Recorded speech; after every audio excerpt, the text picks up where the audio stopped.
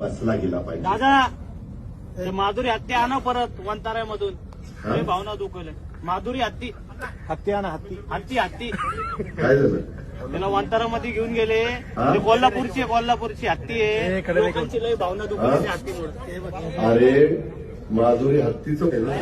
हत्तीच म्हणलो की त्या माधुरी हत्तीच्या बद्दल सुप्रीम कोर्टाने निकाल दिला आहे. आपण संविधान आणि कायद्याने देश चालवतो. तुला आठवत असेल माग आपल्या आता ही हत्ती त्याच्यामध्ये कायदा सुरू केलंय.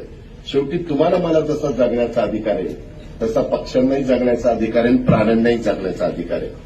त्या प्रकारे त्या हत्तीनेचं झालं आणि म्हणून ती गेली. बाबा लय शेजला हत्तीनेचं लागले बाबा. तुला एकदा कुठं तरी हत्तीनेवर बसवतोस, परंतु तू चांगल्या भावनेनं बोलला असेल.